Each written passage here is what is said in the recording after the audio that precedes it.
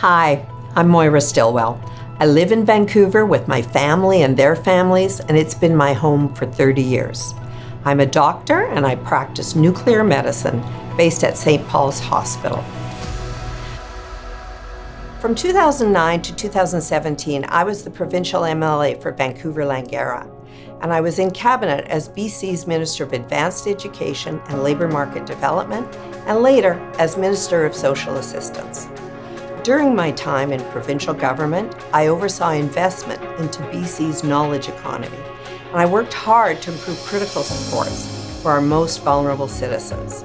I also advocated for raising the minimum wage. Today, I'm announcing that I'm running for Vancouver City Council with Karim Alam and the Vancouver Liberals. Karim is a strong and inclusive leader, and I believe that the Big Tent solutions-oriented approach of the Vancouver Liberals makes them the right choice for our city. Let me tell you a bit more about my reasons for running. There are three critical issues that I want to bring my experience and my knowledge to, so we can make Vancouver a better place to live and raise a family. The first is financial accountability and transparency. Ken Sim and ABC have raised our property taxes by 26% over their term, and when combined with Kennedy Stewart before them, that's a 48% tax hike. That doesn't even include all the additional fees we're constantly hit with every day. Everyone I'm talking to is telling me the same thing. Nothing is getting better. We're paying more and getting less. We cannot continue like this in these tough economic times. The second critical issue for me as a physician is to improve the health of our kids, families, and neighborhoods. Being active, being outside, being able to connect with your community are major determinants of health. Physical health includes being able to dance in a community center, play hockey in a neighborhood rink, swim in your local pool, or connect with friends and your neighbors in any other of one of our public spaces. But our public spaces and even our most basic infrastructure, like sidewalks and seawalls, continue to deteriorate. We need to be going in the other direction in big ways. We owe it to our kids and our grandkids to leave them a better, healthier city. Finally, and importantly, a thriving city that attracts people to come here should be a jobs generator. Skilled people with knowledge and entrepreneurial ambitions can choose any city in the world. We need those people to come here to Vancouver and generate economic activity and good paying jobs that we all want and need. Right on our doorstep lies UBC, one of the best research universities in the world. But it's not connected enough to the main part of the city where the jobs and businesses are. We need to connect Western Canada's largest research centre, UBC, with Western Canada's largest employment centre, downtown Vancouver, so that the entrepreneurs who live here and want to come here can create jobs and build businesses. We need to incorporate UBC into the city of Vancouver, build transit out to it now, and build job-creating lands and innovation spaces in close proximity so that we can get the most possible economic benefit out of UBC. Being in public service has been one of the highlights of my life, and I want to use what I've learned both as a physician and a public servant to help focus attention and bring real solutions to these critical issues. Earlier, I sat down with Karim along with Naz Zarandi from the Vancouver Liberal team to talk in more detail about why I'm running. I hope you enjoy the conversation. For people meeting you for the first time, can you introduce yourself? I'm Moira Stilwell. I'm a proud Vancouverite, and every day I feel lucky to live in one of the warmest cities in Canada and one of the most beautiful cities in the world with my family. I've practiced medicine here for more than 30 years and enjoyed an 8-year political career in provincial politics, and now I'm running with the Vancouver Liberals with Karim Alam. Amazing. And you've had a really interesting path from medicine to public sector. Can you tell me about the journey?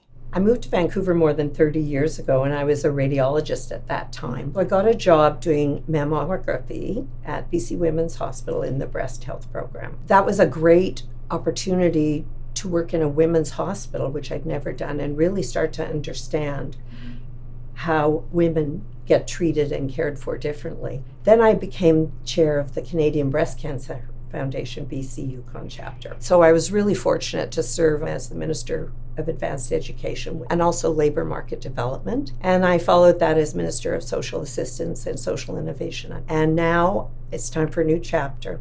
And how do you know Kareem? Kareem has been a legend in politics. He's formed his own style that's very open, generous, and at the same time pragmatic. He likes to be with smart people, and he's not afraid of somebody having a better idea. I've known of Moira for a long time. I remember, walking in to the legislature to question period and watching her in action, and she was always this intimidating figure for me because she's brilliant, she's smart. So to have this opportunity to work with someone I idolized and I looked up to when I was younger is really, it's a really special moment for me to have you on the team. And when you're talking to people, what are they telling you? The most common thing I hear from everyone I talk to is concern about the rising costs of housing, food, rising costs of daycare, transportation, care for elderly family members. Those costs are becoming crushing. One thing in medicine, a patient comes in very ill, you don't know what's wrong with them, you make your best diagnosis and start to treat. And then you watch and see what happens. And if the patient is not getting better, you regroup and say, what did I miss? Do I have the right diagnosis? Let's do this.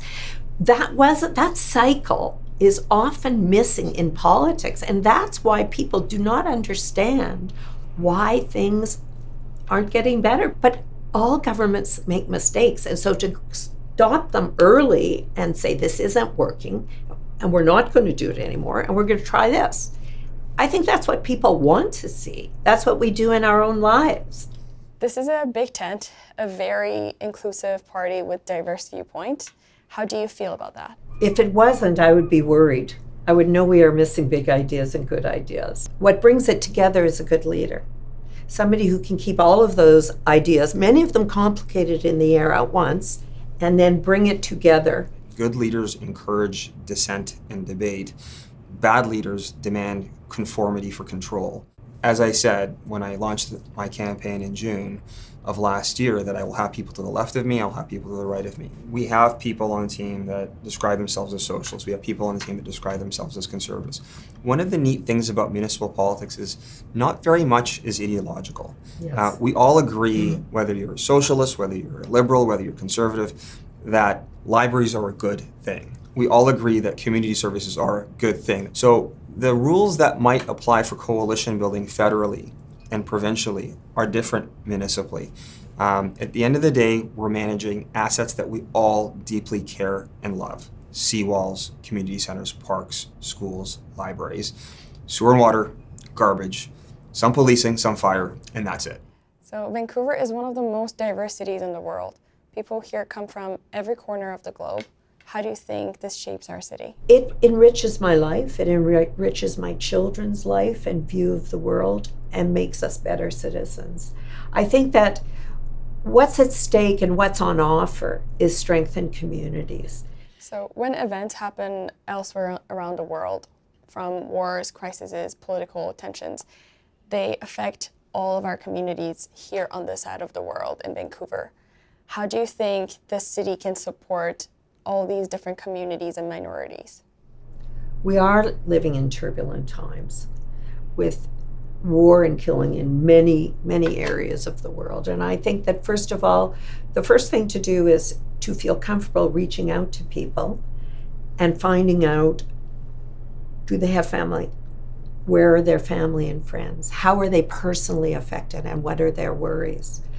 When I think of the Iranian community where the internet is shut off and they don't know how their families are doing, people just want to know you care and to hear that you care about them and their family and how you can support them through those tough times. Secondly, I think I think people know innately that we have to live together and that we are hugely lucky to live physically away from these zones of really tragedy and, frankly, a failure of human ability to get along. So I think that being open to who people are and where they are from and what they want to tell you and what they want you to know about them and their situation is really a big step towards a neighbor and friend.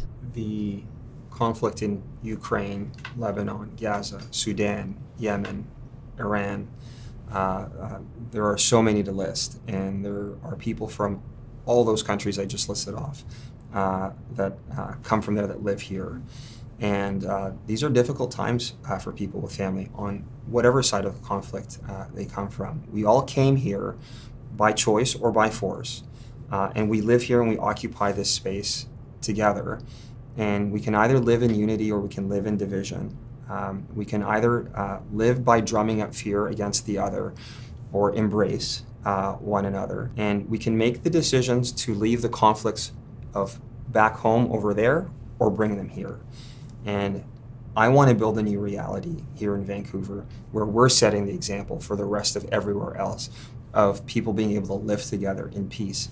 They can have their opinions and they can express them and they can express the emotion of the moment in any way that they want, but not to the detriment of someone's personal safety or security. That's where we need to draw the line.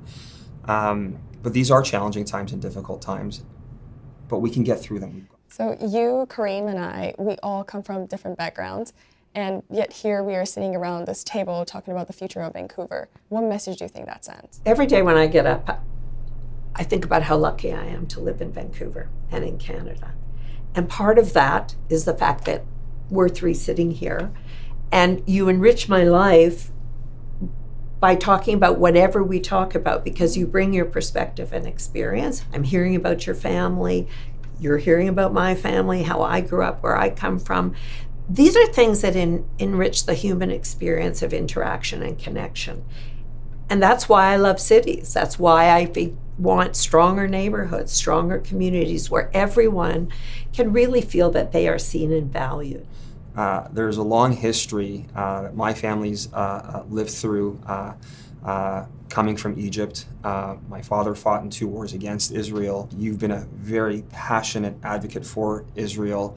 My father always emphasized to me that the sacrifices he made on the battlefield, the sacrifices that his colleagues made on the battlefield, and the sacrifices Israeli soldiers made on that battlefield led to an enduring peace between Egypt and Israel. If we're elected, we'll celebrate that 50th anniversary of that peace treaty. And he always reminded me, son, you don't want to ever go back. War is so easy to build, but peace is so much harder to construct. And getting that perspective, that Jewish perspective, that Israeli perspective from you, makes me appreciate how delicate and how hard and how much work we need to put into it. And we're going to work together, and we're going to work through some really challenging, difficult times when we get elected, but I think we can get through it. What kind of a future do you want and wish for the next generation growing up here? I want the future generation to, first of all, believe that they have a future and that they are a full and active part on it, and they are going to create it. One of the measures that I will have succeeded in helping the next generations create their own future is that they'll start to have children. What is more hopeful than wanting to build a family? It's existential how important it is to get young people back to this city. Okay. Why should the viewers vote for and support you, Kareem, and the Vancouver Liberals? So we have a vision, and we have a team that can execute on that vision. And I think that's what sets us apart from everyone else. You know, a plan and impatience are a good combination. I seem to have both. Thanks for your time. To learn more or donate, please go to vancouverliberals.com. Together, we can.